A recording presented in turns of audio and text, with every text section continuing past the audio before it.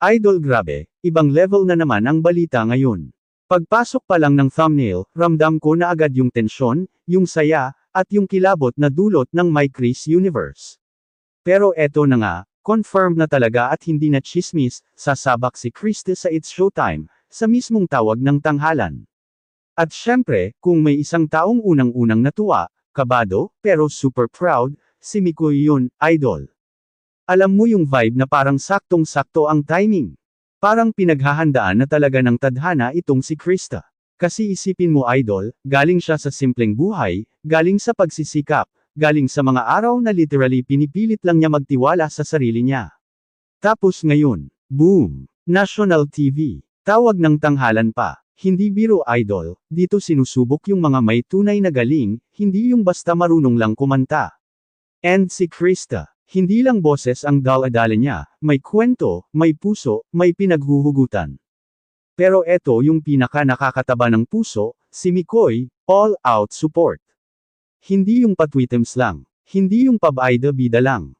As in support na ramdam mo mula leeg hanggang talampakan ng sincerity.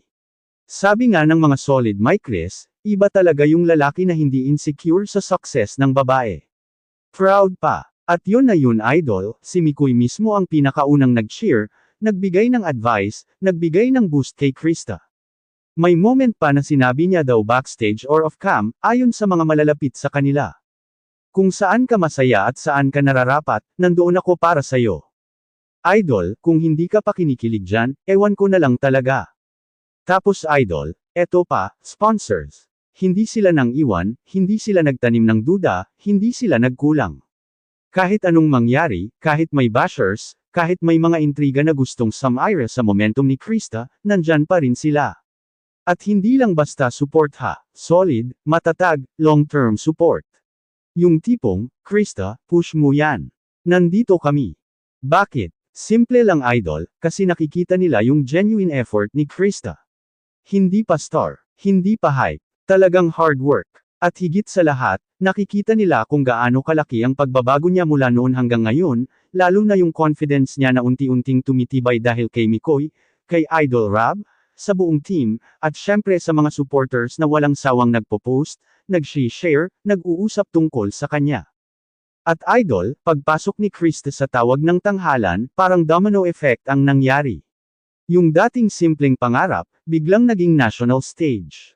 Yung dating kinakabahan mag-front cam, ngayon ready nang tumayo sa harap ng judges na sina Karil, Ayon, Ryan Bang, at kung sino-sino pang icon sa industry. Pero eto ang magandang part, hindi siya papasok doon para lang sumikat. Hindi siya papasok para lang sa clout. Papasok siya kasi ito yung passion niya. Ito yung kukumplito sa kanya. At ito yung gusto ring makita ni Mikoy, si Krista na umaangat, sumisikat, at umaabot sa pangarap. May scene pa idol sa behind the scenes na halos maiyak yung fans, nung nag-rehearse si Krista. Nakaupo lang si Mikoy sa gilid, hawak phone, pero bigay na bigay yung tingin sa kanya. Yung tipong proud na proud talaga. Hindi nagsasalita ng malakas, pero sa mukha niya, ramdam mong sinasabi niya, kaya mo yan. Ako bahala sa likod mo. Tapos eto pa idol, yung mga sponsors, ibang klase ng loyalty. Kahit may mga naglalabasang comparison, kahit may mga bashers na nag-i-invento ng kung ano-ano, hindi sila natinag. Ang sabi pa ng isa, hanggat may pangarap si Krista, may suporta kami. Kung iisipin mo idol, hindi lang pera o tulong ang binibigay nila. Ang binigay nila kay Krista ay tiwala. At yung tiwalang yan, mas mabigat pa kaysa sa lahat ng material gifts. Kasi yan yung nagiging foundation ng confidence niya. Yan yung nagpapalakas ng loob niya na humarap sa stage, judges, audience, at buong Pilipinas. At syempre idol, wag nating kalimutan, nagbabalik na ang My Chris Series Part 21. Kasado na, ready na, at perfect timing, kasi sabay to sa big step ni Krista sa TNT. Imagine mo idol, habang umiinit ang career ni Krista, umiinit din ang chemistry nila ni Mikoy sa serye. Parang double celebration. Parang sunod-sunod na blessing na parang sinadyang isabay ng universe para mas maging makulay at exciting ang journey nila. Kaya idol, kung ako sa'yo, ihanda mo na talaga yung CP mo, TV, tablet, kahit anong gadget meron ka. Dahil kapag sumalang na si Krista sa tawag ng tanghalan, sigurado ko buong My Chris Nation mag-iingay. At kapag lumabas ang part 21, sabog ang comment section, sabog ang views, sabog ang kilig. At ang pinaka-importante, Krista deserves this. Mikoy supports her. Sponsors are with her. At tayo, solid, hindi bumibitaw. Idol, eto na ang continuation, at mas lalong umiinit, mas lalong nakakakilig, at mas lalong nakakaganda ng takbo ng kwento ni Krista at Mikoy. Kasi habang papalapit ang pagharap ni Krista sa entablado ng tawag ng tanghalan, mas ilinaw kung gaano katatag ang pundasyon ng suporta sa likod niya. Hindi lang basta, sheer, itong natatanggap niya idol, solid, may puso, at may direksyon. Unahin natin si Mikoy, kasi siya ang pinakamalaking factor kung bakit ang lakas ng loob ni Krista ngayon. Ang daming nagsasabi online, iba si Mikoy kapag kay Krista na ang usapan. Parang automatic nagbibigay ng energy, protection, at assurance. At totoo idol, sa mga latest clips at posts nila, kita mo yung kakaibang glow ni Krista kapag nandoon si Mikoy sa paligid. Yung tipong kahit kinakabahan siya before rehearsal, pag napatingin kay Mikoy, biglang gumagaan ang mukha, biglang nagiging kalmado. May nag-comment pa nga idol. Si Krista may boses, pero si Mikoy ang nagbibigay sa kanya ng lakas ng loob. Boom! Sapol! Yan na yan! At idol, hindi lang word support ang binibigay ni Mikoy. Hands-on talaga siya. May mga nag-share pa na siya mismo yung nag-practice kasama ni Krista sa ilang parts ng kanta. Minsan naggitara siya habang nagvo-vocal warm-up si Krista. Minsan nakaupo lang siya pero ramdam mo yung 100% support. Yung literal na nandun lang pero lakas ng impact. Tapos idol, eto yung nakakakilig.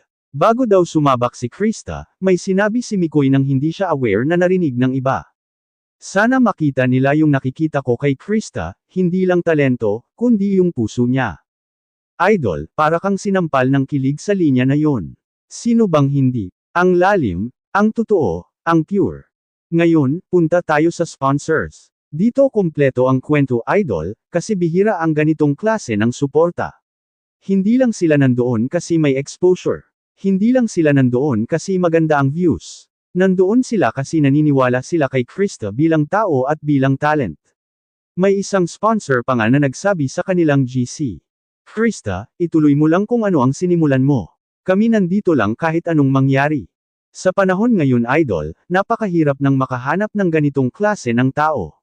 Yung hindi ka iiwan kapag may intriga. Yung hindi ka iiwasan kapag lumalakas ang issue. Yung hindi magtatago kapag may bashers na nangungulit. Pero yung sponsors ni Krista, steady, matatag, at very vocal sa kanilang pagtitiwala. Kaya kahit anong ingay ng bashers, kahit anong panghila pababa, walang kumikibo sa sponsors. Kasi alam nila kung ano ang totoo, at alam nila kung ano ang kaya ni Krista. At higit sa lahat idol, nakikita nila yung improvement niya, sa pagsasalita, sa confidence, sa pagkanta, at sa professionalism. Kung gaano ka-excited ang lahat sa tawag ng tanghalan audition ni Krista, ganun din ka-excited ang fan sa pagbabalik ng serye. Kasi sabi nga ng iba, parang destiny ang timing. Krista shining on national TV. Mikoy shining with support and loyalty. My Chris shining together sa part 21. Parang celebration ng partnership nila, sa career, sa pangarap, sa mga taong sumusuporta sa kanila. At idol, habang tumataas yung career steps ni Krista, hindi rin nagpapahuli si Mikoy. Mas nagiging mature siya, mas nagiging gentleman, mas nagiging maingat sa kilos niya para hindi masaktan si Krista at mga supporters nito. May nag-tweet pa nga idol. Ang daming tandems pero kakaiba ang My Chris, kasi hindi gimmick. Hindi scripted, may halong katotohanan. At oo idol, yan ang dahilan kaya hindi sila matitibag. Pero ang pinaka-powerful sa lahat, yung unity ng supporters. Ang daming nagpo-post ng countdown. Ang daming nagluluto ng balloons, banners, layouts. Ang daming nag-aabang ng performance ni Krista kahit hindi pa lumalabas ang final date. Alam mo bakit idol? Kasi hindi lang ito performance. Hindi lang ito exposure. Ito ay tagumpay ng isang batang dati walang tiwala sa sarili, pero ngayon, isa ng inspirasyon. At sa likod ng tagumpay na yan, nandoon ang My Chris Nation, nandoon ang sponsors, nandoon si Idol Rab, at higit sa lahat, nandoon si Mikoy, tahimik pero solid, hindi pub idol pero genuine. At idol, sa lahat ng nangyayari ngayon, isa lang ang masasabi ko. Krista is becoming unstoppable. At ang dahilan, hindi lang talento, hindi lang suporta, kundi pagmamahal at tiwalang sabay-sabay na tumutulak sa kanya pasulong.